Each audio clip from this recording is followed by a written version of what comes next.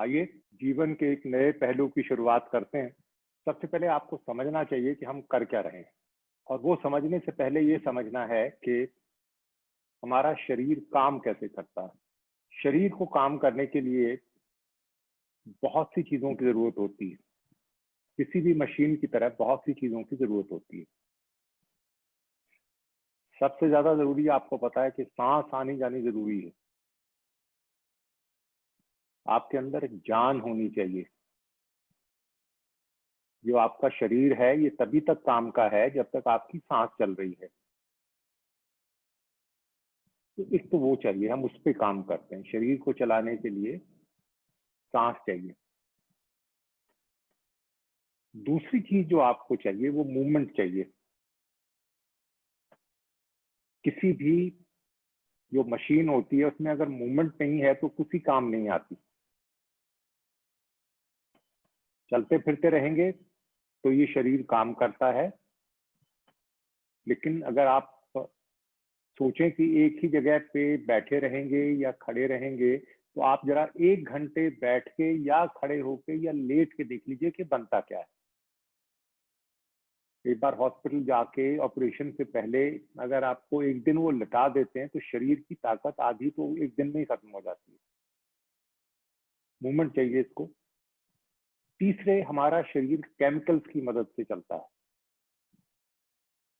वो आपने देखा ही है कि कितने ही केमिकल्स हैं जो हमको चलाते हैं। जैसे आपके शुगर को आपकी इंसुलिन कंट्रोल में रखती है, ऐसे ही सैकड़ों ही हैं। इसको पता है आपको, एड्रेनालिन कहते हैं, कॉर्टिसोल होता है, एंडोर्फिन होते हैं। बहुत से केमिकल्स के बल पे चलता है। लेकिन इसके अलावा हमारा शरीर एक इलेक्ट्रोमैग्नेटिक मोटर भी है। यानी इलेक्ट्रिसिटी से चलता है और मैग्नेटिज्म से चलता है। क्योंकि जहां इलेक्ट्रिसिटी होती है वहां मैग्नेट जरूर होता है, और जहां मैग्नेट होता है वहां इलेक्ट्रिसिटी जरूर होती है। इनका ध्यान हमको सिर्फ तब जाता है जब हमारा इलेक्ट्रिसिटी से कैसे पता लगता है, जब हमारा हार्ट की ईसीजी लिए जाती है। देखा ना आपने, वो लाइन सी चलती दिखाई देती है, जो आपने भी शायद कभी ईसीजी कराया हो। तो आप जब उसको यूज करते हो तो आपको पता लगता है कि हमारे शरीर में इलेक्ट्रिसिटी की जरूरत है। मैग्नेटिज्म का हमको पता तब लगता है जब हम एमआरआई कराते हैं किसी चीज की। और अगर आम दुनिया में देखना है तो आप ये जो माइग्रेटरी बर्ड्स होते हैं उनको देख के समझ जाएंगे कि आपके पक्षी कहाँ साइबेरिया से चल के सालों साल, सोचा आपने कभी कैसे पहुंचते हैं? अर्थ की मैग्नेटिक फोर्स के बल पे चलते हैं। वहां पे उसको सेंसिटिव होते हैं कि इस लाइन में मेरे को जाना है, और वहां से चल के पहुंच जाते हैं। और जहां एक बार पहुंच जाते हैं सालों बाद भी वहीं आते हैं। तो हमारे अंदर भी ऐसे मैग्नेटिक फोर्सेस से हम काम करते हैं। ये जो आपको उत्तर दिशा में बैठ के करने के लिए कह रहा हूँ, इसी कारण से कह रहा हूँ कि हमारा अभी शरीर इस लायक ही नहीं है कि उसको समझ सके। लेकिन जब आप मेडिटेशन में आगे बढ़ेंगे तो आप पाओगे कि आप किस डायरेक्शन में है उसका भी फर्क पड़ता है। तो इन सब चीजों से हमारा शरीर चलता है। इन फोर्सेस को ये जब मिल जाती हैं, इनको हम प्राण कहते हैं। अगर हम सांस ले रहे हैं तो हमें जान तो है, लेकिन प्राण एक और चीज। आम भाषा में कह देते हैं ना, हम इसको एक दूसरे का सिनोनिम समझते हैं। फलाने में जान प्राण नहीं है। जान प्राण अलग अलग चीजें हैं। आप में जान हो सकती है, आपको सांस आ रही है, लेकिन प्राण हम में है कि नहीं, ये अलग अलग चीज है। हमें प्राण भी होते हैं, लेकिन जितने होने चाहिए उतने नहीं होते। जिंदा है, सबको पता है। प्राण शक्ति जो हमारी कम हो जाती है तो फिर हमारी, उसको आप वाइटलिटी कह लीजिए, ऊर्जा कह लीजिए, कुछ भी कह लीजिए, लेकिन वो बात नहीं है। ये हमारे फिजिकल चीजों में भी महसूस होगी, हमारे शरीर में उतनी ताकत नहीं होगी जितनी होनी चाहिए। ये हमारे माइंड पे भी असर डालेगी, हम जितना अच्छा सोच सकते हैं उतना सोच नहीं पाएंगे। ये हमारे इमोशंस पे भी फर्क डालेगी, हम जितना खुश रहना चाहते हैं उतना खुश नहीं रह पाएंगे, जितना हम डरने से बचना चाहते हैं उतना नहीं बच पाएंगे।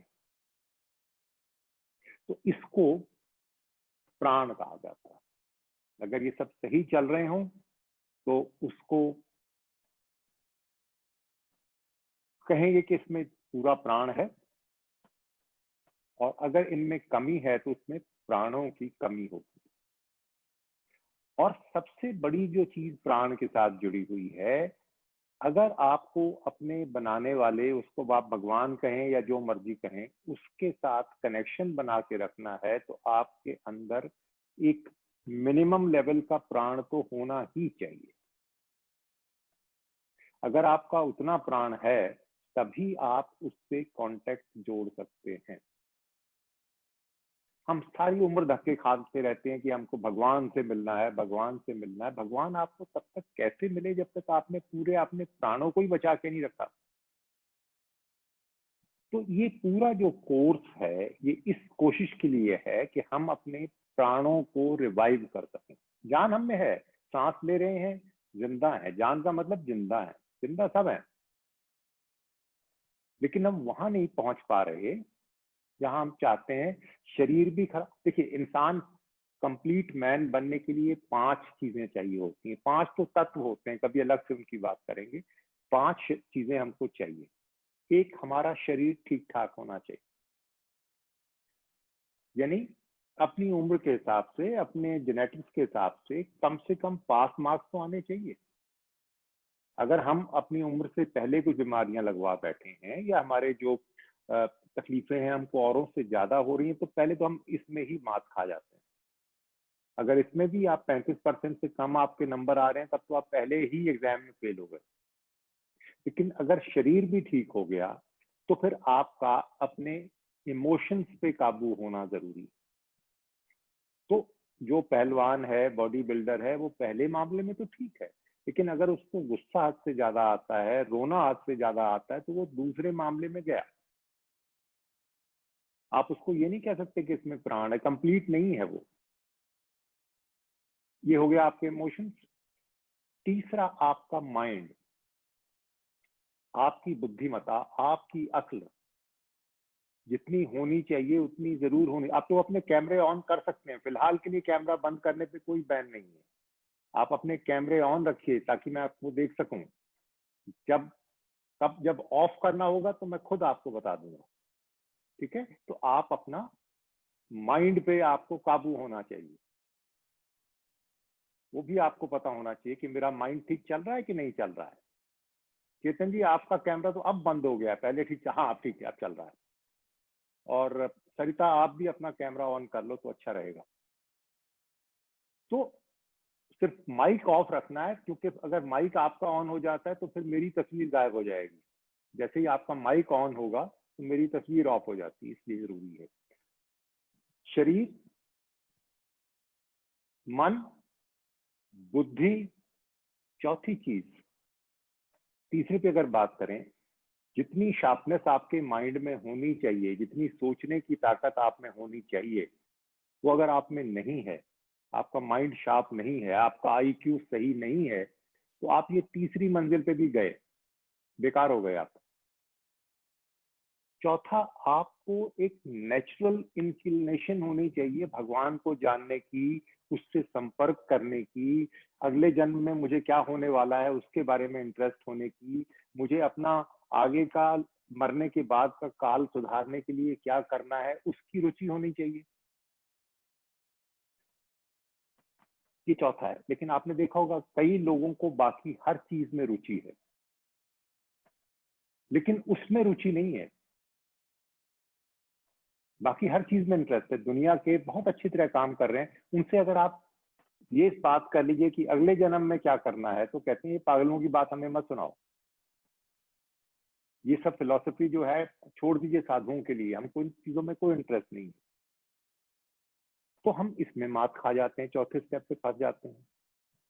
और पांचवा, हमारा उसके साथ डायरेक्ट कनेक्शन होना, उससे जुड़ना। हमको ये ढूंढना नहीं पड़ना चाहिए कि भगवान है कहीं कि नहीं, भगवान मिलता क्यों नहीं।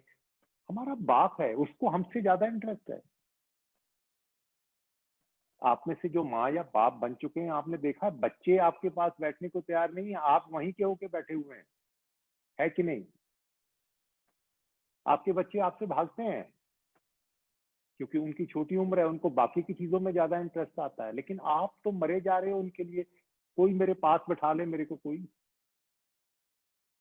मेरी जान पहचान की एक औरत थी, बच्चे स्कूल में भेजे, छोटा बच्चा वहां जाने लगा, घर से बहुत दूर था स्कूल, आसाम में रहती थी। पूरे दिन सवेरे से लेके 8 बजे से लेके 1 बजे तक स्कूल के बाहर कार में बैठे रहना, कहीं मेरा बच्चा ही नजर आ जाएगा बीच बीच में।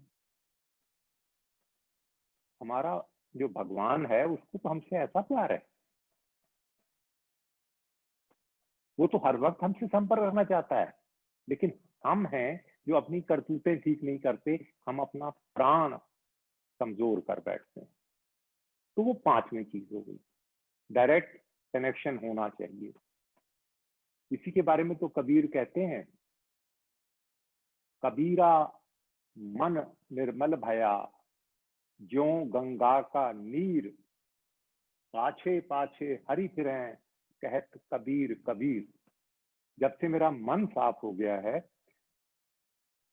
और ऐसा साफ हो गया जैसे गंगा का पानी हो, तो हरि तो मेरे पीछे पीछे घूमते हैं 24 घंटे। इसका मतलब वो अपनी शेख ही नहीं गा रहे, वो ये कह रहे हैं कि भगवान तो हमारे बाप की तरह है। जैसे आप लोग, मैं देखता हूँ रोज ड्रामा देखता हूँ, स्कूल के बच्चों को छोड़ने के लिए जब बस आ जाती है तो माएं स्कूल बैग अपने कंधे पे चलती चलती उसको जल्दी जल्दी पराठा या सैंडविच खिला रही हैं, बेटा ये भी खा, मम्मा मत छुओ मेरे को, मैं क्या कर रहे हो आप, लेकिन माँ है। तो भगवान तो ऐसा है, वो तो हर वक्त तैयार बैठा है। उसको प्राण कहते हैं, हम उसको पाने की कोशिश कर रहे हैं, हम उसको और बढ़ाने की कोशिश कर रहे हैं। अब जो आपको बात समझनी है, इस कनेक्शन को जोड़ने की लाइन को, कि हम अपने उस बाप से जुड़ सकें और परमानेंट तौर पे जुड़ सकें और उसका परमानेंट फायदा उठा सकें, उसको योग कहते हैं। योग कहना, योग मतलब कनेक्शन, युग, जुड़ना। आप इस भगवान को एक बहुत बड़ा इलेक्ट्रिसिटी सप्लाई समझिए। अब अगर हमको इलेक्ट्रिक सप्लाई से फायदा लेना है तो हमको उसमें प्लग में अपना वो घुसाना तो पड़ेगा ना। बिजली को फायदा उठाने के लिए उस प्लग में अपने अप्लायंस की वो जो भी उसको कहते हैं घुसाना तो पड़ेगा ना। उस घुसाने को, उस संपर्क को, उस जोड़ने को योग कहते हैं। हमारी बदकिस्मती ये है कि हमने योग को सिर्फ एक एक्सरसाइज करने का साधन समझ लिया। जो भी पार्क में जाके थोड़ा टेढ़ा मेला हो लेता है, वो यही तो कहता है कि जी मैं योगा करके आ रहा हूँ। एक तो योग को हमने योगा बना दिया। अब सोचिए कितना ऑड है ये। योग हमारा योगा बन गया है, क्योंकि अंग्रेजों से योग बोला नहीं जाता, वो योगा बोलते हैं, तो हमारा भी योगा हो गया। खैर, तो हमने उसमें से एक चीज चूज कर ली, आसन, और वो भी हम सही से नहीं करते। और फिर हम कहते हैं कि इसका कुछ हम तो योग कर रहे हैं। तो हम अपने वेदों के बताए उस योग मार्ग से ये पांचों की पांचों चीजों को सही करने की कोशिश करते हैं। कौन कौन सी? आपके शरीर को, आपके मन को, आपकी बुद्धि को, आपकी इंक्लिनेशन को, आपकी सोच को, दूसरे ना कहें कि कुछ भगवान के बारे में, अगले जन्म के बारे में सोच लिया कर, अपने आप से पैदा हो, और साथ में वो हमसे खुद जुड़ जाए, हम इस लायक हो जाएं कि वो हमको अपने साथ शामिल कर लें। इस कोर्स का ये पर्पस है। अब आप आइए चक्र बैलेंस के बारे में, चक्र का थोड़ा सा मामला समझिएगा। जो आपके सांस है वो तो आपको पता है कि आपके नाक के रास्ते आपके फेफड़ों में जाती है और फेफड़ों से फिर पूरे शरीर के एक एक कोने में जाती है, ये तो आपको सबको पता है। ये जो प्राण है ये ज्यादा सटल चीज है। ये जो ट्रेवल करता है इसकी कोई ऐसी चैनल नहीं जिसको आप आंखों से देख सको।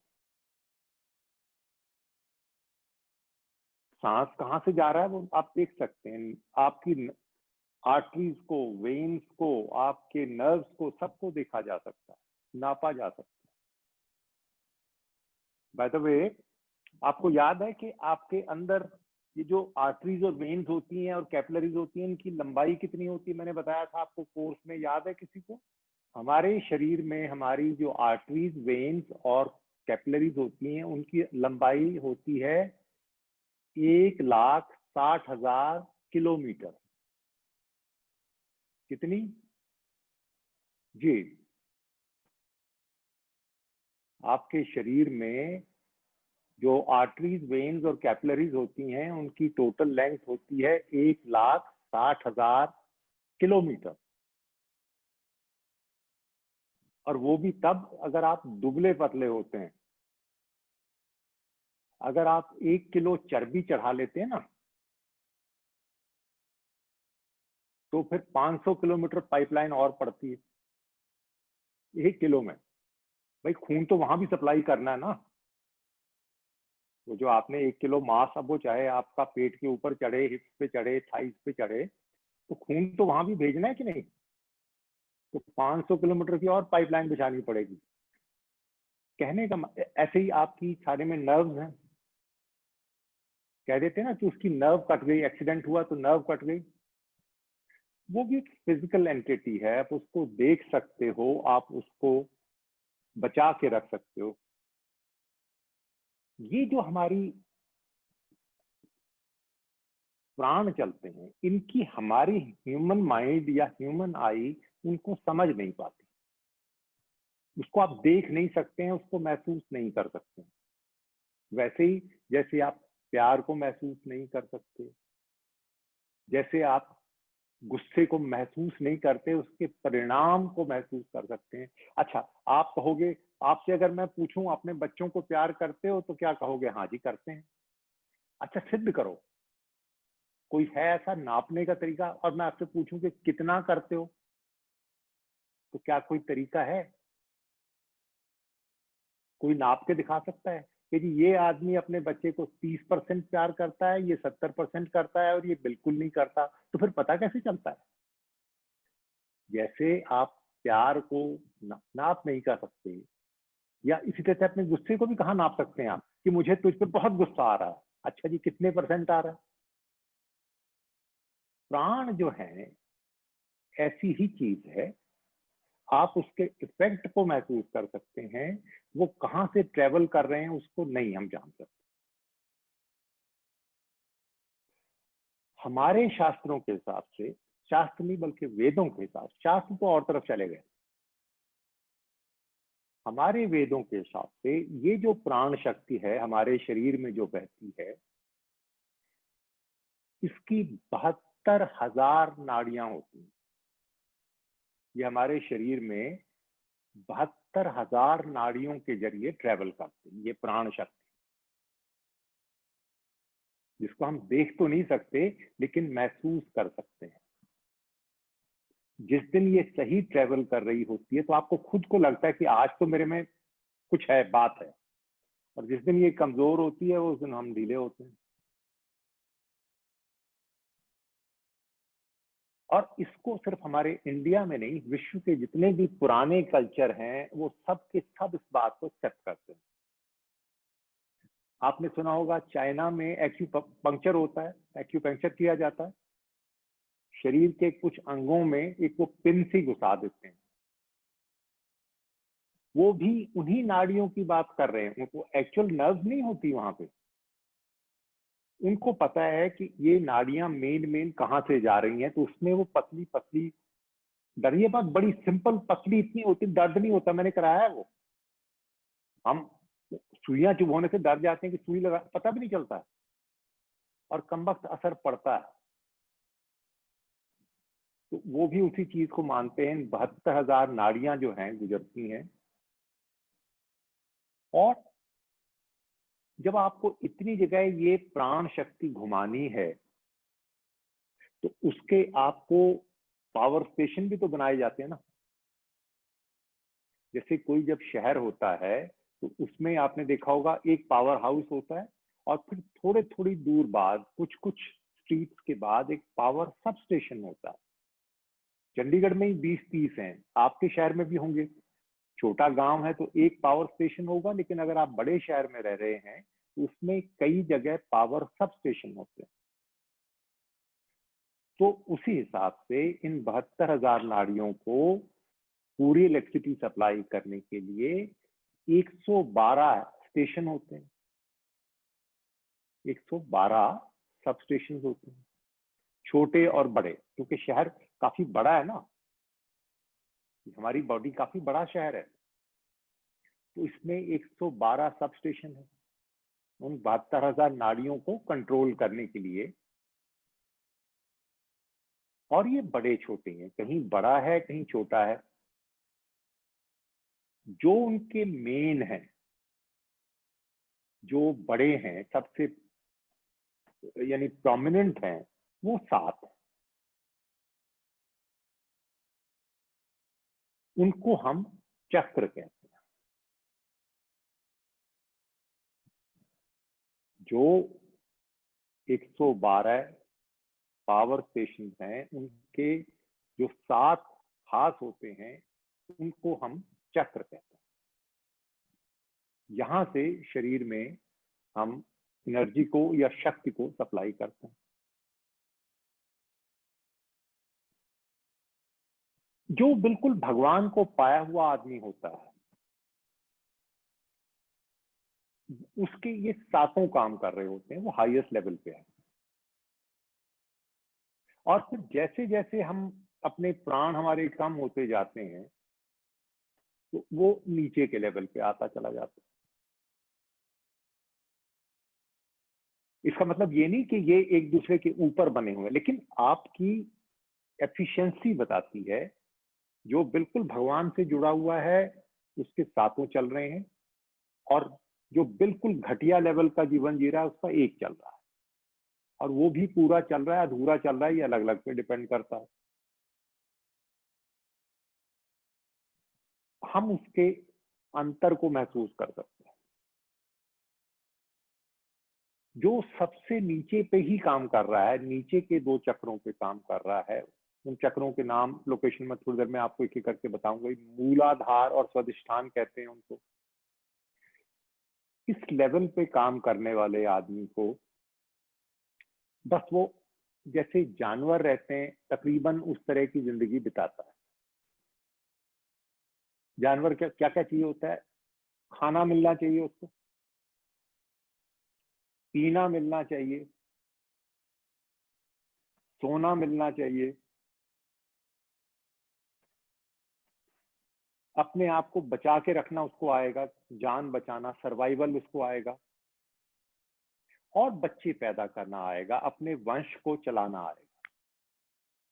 इसके अलावा उसको कुछ नहीं चाहिए। मूलाधार वाला यहीं पे चलेगा, स्वादिष्ठान वाला भी यहीं तक रहेगा। और उसमें भी उसके लिए वो कितनी ईमानदारी से काम करेगा या कितनी बेईमानी से काम करेगा, वो इस बात पे डिपेंड करेगा कि उसके ये मूलाधार और स्वादिष्ठान भी कितने ठीक से चल रहे हैं कि ये भी अधूरे चल रहे हैं। अगर उसके ये भी ठीक से काम नहीं कर रहे हैं, तो एक तो इन चीजों को पाने के लिए वो कुछ भी करेगा, कोई भी बेईमानी करेगा, कोई भी झूठ बोलेगा, और उसको अपने परिवार से भी कोई बहुत ज्यादा स्नेह नहीं होगा। परिवार के अलावा भी वो अपने से ही बात, अपनी ही बचाव करने में रहेगा। जैसे आपने देखा होगा, जो ड्रगी होते हैं ना, जो नशे में पड़ जाते हैं, नशेड़ी लोग, उनको वो अपनी माँ को बेच देते हैं, वो उसका मर्डर कर सकते हैं। तो इसका मतलब हम इसको क्या कहते हैं कि ये मूलाधार लेवल के व्यक्ति, या हद से वो स्वधिष्ठान तक पहुंच जाते हैं। तो ये आपके दोनों नीचे के लेवल वाले हो गए। इनको हम कहते हैं तमोगुण वाले, तमस गुण वाले व्यक्ति। इनमें तामसिक तत्व जाता है, the element of grossness is more. तामसिक स्वभाव के आदमी, धीरे धीरे जब आदमी की नेचर इंप्रूव होती है, तो उसके मन में क्या आता है, अच्छी चीजों में उसको शौक होगा, लोगों का भला करने में कुछ मन करेगा, कुछ समाज के लिए काम करने को मन करेगा, और बेसिकली वो एक अच्छा इंसान होगा। पर उसका सारा फोकस सिर्फ इस बात पे होगा कि मेरा जीवन किस तरह से इस जन्म में जो हो रहा है, बस उस पर उसका फोकस होगा। ये लोग अगले 3 चक्रों से रिलेट करते हैं। मूलाधार और स्वादिष्ठान नीचे वाले हो गए। अब इसके बाद मणिपुर, अनहत और विशुद्ध वाले चक्र के ये लोग होंगे। इनकी धीरे धीरे बढ़ते जाएंगे। इनको कहते हैं रजोगुण, तमोगुण। अब इसके अगले 3 वाले हो गए रजोगुण के लोग। राजाओं वाली बात, अच्छे पैसे हो, अच्छी कार हो, अच्छी कोठी हो, मंदिर जाएं, दान करें, नाम हो, हाँ, मंदिर के पत्थर पे लिखा हो कि इस मंदिर का निर्माण फलाने सेठ जी ने इतने करोड़ रुपए देके कराया। ये रजोगुण की बात है। वो जो कुछ कर रहे हैं उसका मेन पर्पस लोगों में वाहवाही लूटना है। और उनको क्या है, टॉफी क्या दे रखी होती है कि आप ये करोगे, पुण्य करोगे तो आपको स्वर्ग मिलेगा। ये लालच उनको है, लेकिन विश्वास कोई नहीं है। वो, उनको लगता नहीं है कि ये सही होगा, लेकिन करते हैं क्योंकि पॉपुलर है वो। अब जो ऊपर के 2 होते हैं, आज्ञा चक्र और सहस्त्रार चक्र वाले, उनका सारा फोकस इस बात पे है कि अगले जन्म में क्या होने वाला है। वो सारा ध्यान आगे पे रखेंगे। ये लोग सचमुच वाले होते हैं आपके सतगुण वाले लोग। हम क्या चाह रहे हैं कि अगर हमारे सारे के सारे चक्र पूरे नहीं चल रहे, तो हम कम से कम उनको सातों को चलता तो कर लें, चाहे 30-35% आ जाए, पास मार्क्स तो ले आए। इसको चक्र बैलेंस कहते हैं। हम इसलिए मंदिर में ना जाएं कि अगले जन्म में स्वर्ग मिलेगा। हम इसलिए दान ना करें कि हमारा मोक्ष हो जाएगा। हम इसलिए करें कि हमारे अंदर का खुशी ही इनसे मिलती है। पर्पस लेके ना करें हम। ये हमारा गोल होगा। अब जब हम इसको काम पे लगेंगे, तो क्या पाया गया, हमारे ऋषि मुनियों ने क्या पाया कि प्राण को उन्होंने दुनिया में आज समझना आसान हो गया कि प्राण कैसी चीज है, क्योंकि हमने इलेक्ट्रिसिटी बना दी। इलेक्ट्रिसिटी से पहले ये मैं आपको समझा ना पाता। जब से बिजली बन गई है, तब से प्राण के बारे में समझाना बहुत आसान हो गया। अब मान लीजिए मैं आपसे बिजली के बारे में पूछूं, क्यों जी बिजली गोरी होती है कि काली, लंबी होती है कि छोटी, औरत होती है कि आदमी, चंडीगढ़ में रहती है कि दिल्ली में रहती है, तो क्या जवाब देंगे आप? इसका कोई मतलब नहीं होता। ये एक फोर्स है। उसी तरह से हमारे प्राण एक फोर्स है, और प्राण को जनरेट करने के लिए आपको बहुत से काम करने पड़ते हैं, बिल्कुल वैसे ही जैसे बिजली को जनरेट करने के लिए बहुत से काम करने पड़ते हैं। बिजली कैसे जनरेट होती है, मैं आपको कोई इलेक्ट्रिकल इंजीनियरिंग के लेसन नहीं दे रहा, लेकिन छोटी सी बात तो आपको पता ही है।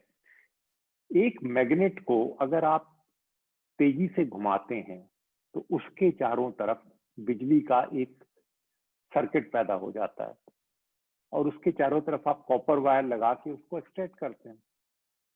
पूरी दुनिया में बिजली बनाने का यही तरीका है। मैग्नेट को घुमाइए तो इलेक्ट्रिसिटी बनती है। अब आप उस मैग्नेट को चाहे तो एक डैम बना के उसके पानी को तेजी से उस मैग्नेट पे डाल के घुमा दें, या कोयला लेके उसको जला के उसके पानी की भाप बना के उससे घुमा दें,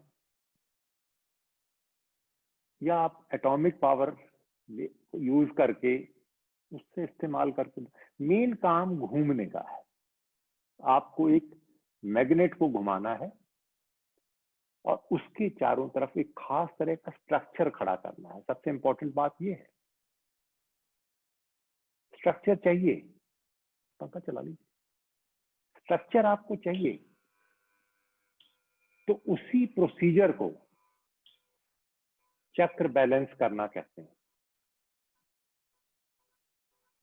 उसके लिए बहुत से काम किए जाते हैं। क्या है, हमारे ऋषि मुनियों ने पाया कि अलग अलग जो चक्र होते हैं उनको एक्टिवेट करने के लिए पहले तो उनको एक्टिवेट करना पड़ेगा, और जब वो एक्टिवेट हो जाएंगे तो फिर उनको बैलेंस करना पड़ेगा। एक तो कमाल की बात यह है कि इन पर जैसे ही आप ध्यान लेकर जाते हैं तो एक तो उससे एक्टिवेट होते हैं वो। तो हम अगले 7 हफ्ते तक अलग अलग चक्र के जो स्पॉट हैं उन पे ध्यान देना सीखेंगे। ध्यान से भी वो एक्टिवेट हो जाते हैं। दूसरे, वो उनमें से कुछ एक टच से भी एक्टिवेट होते हैं। उनको अगर हम टच करते हैं, रोज नहीं, एक बार अगर हम टच कर लें तो उससे भी वो एक्टिवेट हो जाते हैं। तीसरे, जब हम कुछ खास तरह के फिजिकल मूवमेंट करते हैं तो उससे भी वो एक्टिवेट हो जाते हैं, जिसको हम आसन कहते हैं। चौथे, अगर हम बोलकर या मन मन में कुछ होली वर्ड्स यानी साउंड, बेसिकली कुछ साउंड को अगर हम मन मन में रिसाइट करते हैं तो उससे भी वो एक्टिवेट होते हैं। उनको हम उस साउंड को वो शब्द नहीं है, वो साउंड है, उनको हम बीज मंत्र कहते हैं, नाम कहते हैं। जो पूरे शरीर को करता है उसको नाम कहते हैं, जो एक पर्टिकुलर अंग को करता है उसको हम बीज मंत्र कहते हैं। उससे भी वो एक्टिवेट होते हैं। और जब ये एक्टिवेट होते हैं तो वो एक हमारे मन में एक खास तरह के रंग को पैदा करते हैं। हमारे मन में एक पर्टिकुलर कलर आता है। हर चक्र अपना एक खास तरह का रंग छोड़ के जाता है। अब जब हमको पता ही है कि उसका फाइनल रंग ये है, हम उस तक पहुंचने से पहले उसको विजुलाइज करते हैं। अगर हम एक खास रंग को विजुलाइज करें तो उससे भी हमको उस पर्टिकुलर चक्र को एक्टिवेट करने में मदद मिलती है। तो हम इन सब चीजों का इस्तेमाल करके अपने चक्रों को एक्टिवेट करेंगे। इनमें से आप किसी को भी मिस नहीं कर सकते। आप एक को भी अगर छोड़ देते हैं तो फर्क पड़ जाता है। और सबसे बड़ी बात, आपको अपने स्वभाव में, आपको अपनी डे टू डे एक्टिविटी में, अपनी सोच में, अपनी बोलचाल में, और आप जो काम करते हैं उनमें भी फर्क लाना पड़ता है, क्योंकि उनकी वजह से ये सारा खराब हो सकता है। तो हम अपने आप को ए टू जेड चेंज करने की कोशिश कर रहे हैं, ताकि हम अपने तन, मन और आत्मा सबको ठीक कर। अब जैसे आप लोग घर में सब्जी बनाते हैं, अब एक कमबख्त सब्जी बनाने के लिए कितने स्टेप्स सही रखने पड़ते हैं, आप खुद देख लीजिए। सब्जी भी अच्छी होनी चाहिए, मसाला भी अच्छा होना चाहिए, घी भी अच्छा होना चाहिए, उसको काटना भी सही होना चाहिए, नमक मिर्च का भी इंतजाम करना चाहिए, और फिर सबसे बड़ी बात, कितनी देर उसको अपना आग पे रखना है ये भी फिक्स करना चाहिए। जैसे सब्जी बनाने के लिए सब कुछ चाहिए होता है, उसी तरह से हमको भी ये सब काम करने हैं। जब आप उनको डिस्क्राइब कर रहे होते हैं तो बहुत मुश्किल लगते हैं, लेकिन जब आप करने लगते हैं तो उससे आसान भी कुछ नहीं होता। आप में से जिसको खाना बनाना आता है वो कहते हैं ये भी कोई काम है, बहुत आसान लगता है। लेकिन जिसको नहीं आता वो क्या हाल करता है, वो अगर आपने देखना हो तो मेरा बनाया हुआ खाना देखिएगा कभी कि कैसा बनता है खाना। तो इस विधि का नाम चक्र बैलेंस है। हम कोई किसी एक चीज से नहीं होगा, इसको करना है, बार बार करना है, 7 हफ्ते तक करना है, 7 हफ्ते को सीखना है, फिर उसको अपने जीवन में लागू करना है। एक पर्पस है हमारे पास, क्योंकि ये अगर हम करेंगे तो हमको वो सब मिल सकता है जिसकी हमने कभी कल्पना भी नहीं की। क्योंकि वो जो उससे, इस सारे को करने का पर्पस ये है कि हमारा उसके साथ कनेक्शन जुड़ सके। ये कनेक्शन जुड़ना वैसे ही है जैसा कि आपने इंटरनेट का कनेक्शन लिया हो। जिसका कनेक्शन जुड़ा हुआ नहीं है वो उसी लैपटॉप की तरह है, उसी कंप्यूटर की तरह है, जो पावरफुल तो बहुत है लेकिन उस पर वाईफाई से उसका कोई लिंक नहीं। तो उससे क्या होगा, बहुत इंफॉर्मेशन होगी लेकिन उसके बाहर करोड़ों गुना और ज्यादा पड़ी है जो हम नहीं पा पाएंगे। और दूसरी बात, बिना कनेक्शन के आपकी हर चीज जो है पुरानी होती जाएगी, अपडेट नहीं हो पाएगी। तो हम उससे बार बार जुड़ना चाहते हैं, उसका पूरा फायदा उठाना चाहते हैं, उस पर हम काम करेंगे। सुनने में आपको शायद मुश्किल लग रहा हो, पता नहीं हम किस आफत में पढ़ने जा रहे हैं, लेकिन यकीन मानिए इससे आसान कुछ नहीं। उसके बारे में हम एक एक करके बात करते रहेंगे। इसमें हमको एक ही बात याद रखनी है कि जो शब्द आप योग समझते हैं, इसको वो वाला योग समझने की गलती मत कीजिएगा जो आपके योग टीचर सिखाते हैं। योग टीचर सिर्फ आपको आसन सिखाते हैं, हद से हद प्राणायाम सिखाते हैं। लेकिन योग 8, जब मैं योग की बात कर रहा हूं तो मैं उस योग की बात कर रहा हूं जिसके 8 अलग अलग अंग होते हैं। उनको अष्टांग कहते हैं। अष्टांग योग, जिसके 8 अंग हो। अष्ट 8 को कहते हैं, अंग हिस्से, 8 लिम्स। जैसे आपके कई लिम्स हैं, आपकी आंखें हैं, कान है, नाक है, मुंह है, इसी तरह से 8 अंगों से मिलके जो बनता है उसको योग हम लोग कहते हैं। तो आप उसमें से एक अंग जो है वो आसन है। एक अंग से आपका पूरा वो नहीं मिलता। आपका बेटा, आपकी बेटी, आपका भाई एक कंप्लीट है। उसकी अकेली आंख, उसकी अकेली नाक या उसके अकेले होंठ आपकी किसी काम के नहीं है। तो ये योग के बारे में ये समझ लीजिएगा कि हम योग की बात कर रहे हैं तो ये 8 चीजों को मिला के बात कर रहे हैं। भगवान से पाने के रास्ते हिंदू फिलॉसफी के हिसाब से कुल 6 मार्ग हैं, जिसमें से योग एक मार्ग है और मेरे हिसाब से सबसे आसान रास्ता है। पर वो वाला योग जो हमको 8 चीजों को कराता है, ये होते हैं यम, नियम, यम, नियम, आसन। क्या क्या होते हैं बाद में बताऊंगा। यम, नियम, आसन, प्राणायाम, प्रत्याहार, धारणा, ध्यान, समाधि। तो हम जब योग की बात कर रहे हैं उसमें ये आठों के आठों होने जरूरी हैं। आप कितना भी आसन करने में एक्सपर्ट हों, अगर आप बाकी सबको नहीं कर रहे हैं तो आप जीरो हैं।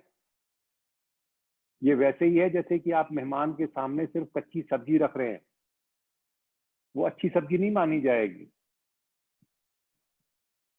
हमारे हरियाणा का एक पुराना चुटकुला है, एक दामाद जी अपने यहाँ गए ससुराल में, तो उनको पहले दिन रात को भी खाने को साग मिला, ब्रेकफास्ट में भी साग था, लंच में भी साग था, डिनर में भी साग था। जब अगले ब्रेकफास्ट में भी उनको साग मिला तो उन्होंने अपनी सास को बोला, माता जी क्यों कष्ट करती हैं, मुझे बता दीजिए खेत कहाँ है, मैं खुद ही खाऊंगा।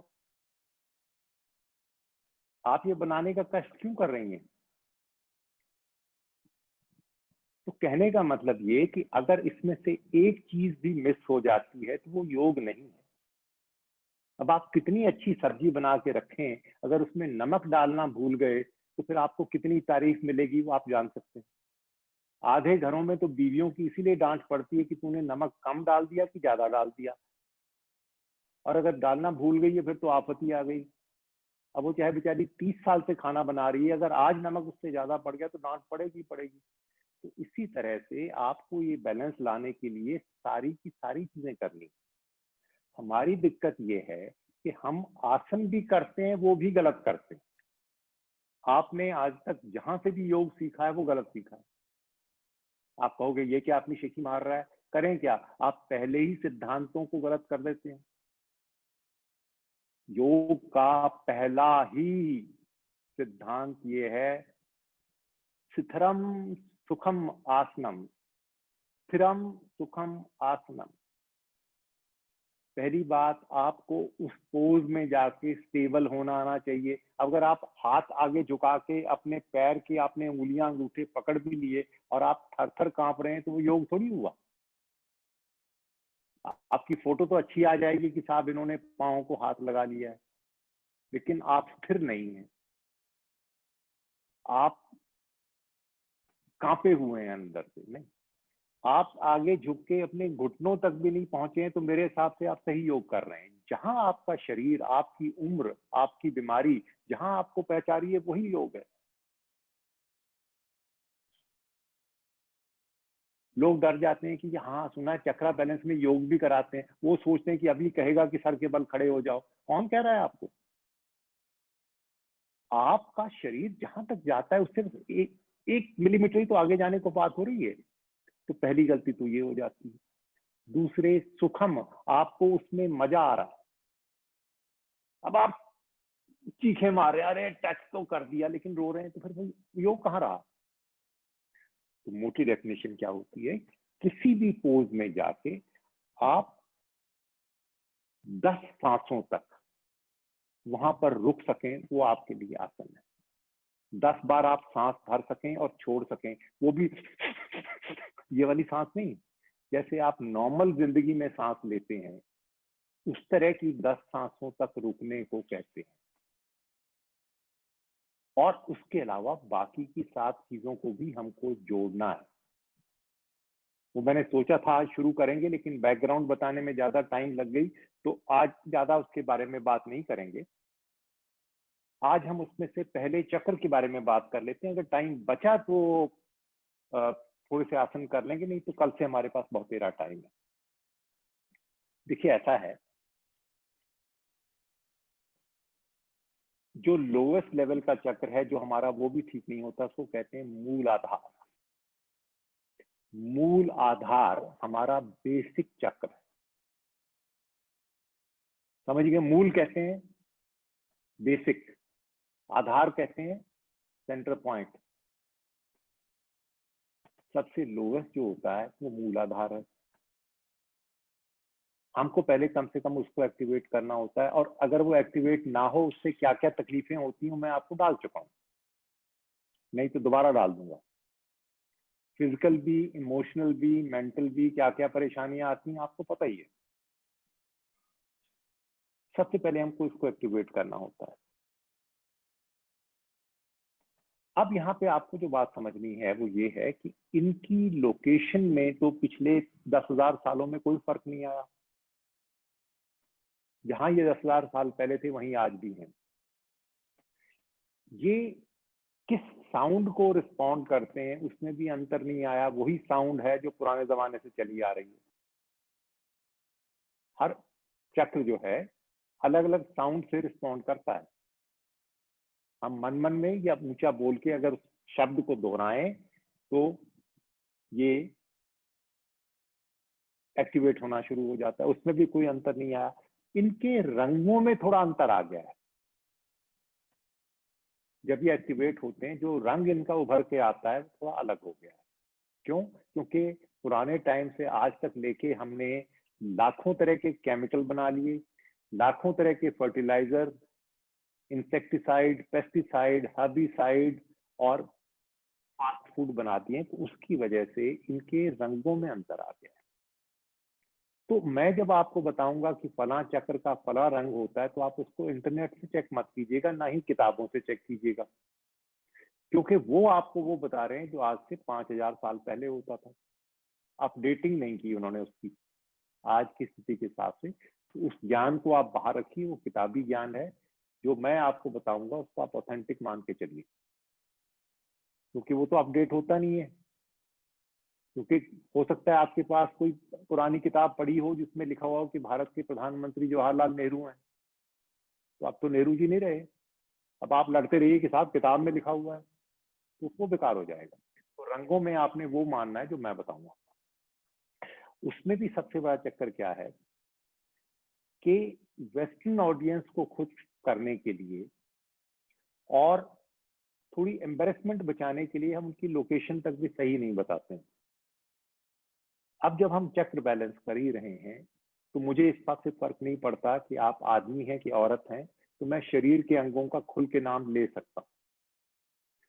विदेशियों को ये बताया जाता है कि जो मूलाधार होता है वो रीढ़ की हड्डी के नीचे होता है, टेल बोन में होता है। टेल बोन में होता ही नहीं, वो होता है पेरिनियम एरिया में। पेरिनियम को थोड़ा समझिएगा। अगर हम लेट जाएं या बैठ जाएं टांगे फैला के और अपने हाथ नीचे को डालें, खूब गहरा डालें, तो सबसे पहले हमारा टेल बोन गहराई पे टेल बोन होगी। अब हम उस हाथ को अगर सामने की तरफ वापस लाना शुरू करें तो उसके थोड़ा ऊपर हमारी एनस आ जाएगी, गुदा आ जाएगी, और थोड़ा और ऊपर आए तो हमारा जेनिटल एरिया शुरू हो जाएगा। औरतों के केस में वेजाइना की ओपनिंग शुरू हो जाएगी। तो वो एनस और वेजाइना के बीच में आधा इंच से भी कम की जो जगह होती है वो उसका एक्चुअल स्पॉट है। टेल बोन नहीं, थोड़ा ऊपर आके। और वो स्पॉट भी हमको इसलिए फोकस करना पड़ रहा है कि हमको इसको एक्टिवेट करके उसको सारे इलाके में फैलाना है, हमारा एक्टिवेट नहीं है। अगर वो एक्टिवेट हो जाएगा तो उसका एरिया ज्यादा बड़ा भी हो जाएगा। ये इसका लोकेशन है। अब हमारे पास टाइम नहीं है। आप किसी टाइम आपने क्या करना है, जो मैंने आपको तरीका बताया है उस हिसाब से आगे हाथ डाल के उसको थोड़ा दबा के पिन पॉइंट कर लीजिएगा तो आपको समझ में आ जाएगा। वो जगह थोड़ी सॉफ्ट भी महसूस होगी और उसको दबाने से कुछ अजीब तरह की सेंसेशन भी होगी। तो वो खाली टाइम आप कर देखिएगा। एक ही बार आपको उसको जो टेक्टाइल प्रेशर है, जो टच का प्रेशर है, वो एक ही बार देने की जरूरत है। एक बार क्लियर हो गया तो फिर आपका ध्यान अपने आप वहां जाना शुरू हो जाएगा। ये हमारा मूलाधार है। हम अगर कितने भी घटिया हो कम से कम ये तो पूरा चले ताकि हमारे अंदर खून में हमारे बेईमानी ना हो, हमारे खून में क्रूरता ना हो। तो इसलिए इसको एक्टिवेट रखना बहुत जरूरी है। इसका जो रंग होता है वो ब्लड रेड होता है। जैसे खून का लाल रंग होता है ऐसा लाल रंग होता है। जब ये हमारा एक्टिवेट हो जाएगा और हम इस जगह पे हम ध्यान देंगे तो अपने आप ये हमको ब्लड रेड कलर का नजर आएगा। जब तक ये नजर नहीं आता तब तक हम वहां पे जब हम टच करेंगे तो हमारा ध्यान तो वहां जाएगा ही जाएगा। थोड़ी देर हम उसको टच से एक्टिवेट कर लें, उसके बाद खाली बैठ गए, ध्यान हमारा पेरिनियम एरिया पे है, तो अपने मन में हम ऐसा लाएंगे जैसे वहां पे लाल रंग है। थोड़ी देर हम इमेजिन करेंगे, फिर वो हमारे जीवन का अंग बन जाएगा।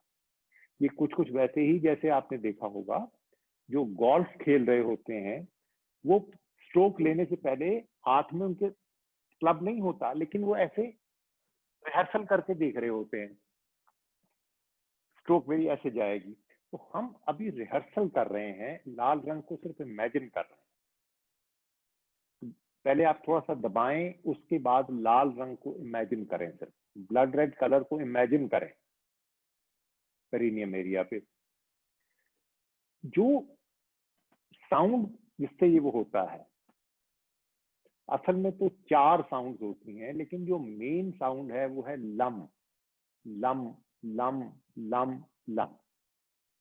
इसको अगर हम मन मन में वहां पे ध्यान दे के लाल रंग इमेजिन करके लम लम लम कर लेते हैं, तो इसको एक्टिवेट करने में मदद मिलती है।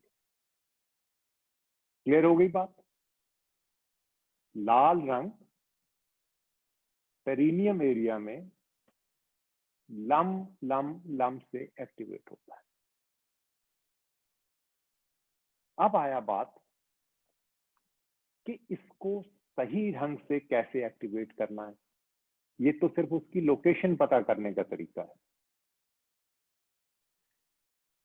जो सही तरीका है उसको अश्विनी मुद्रा कहते हैं।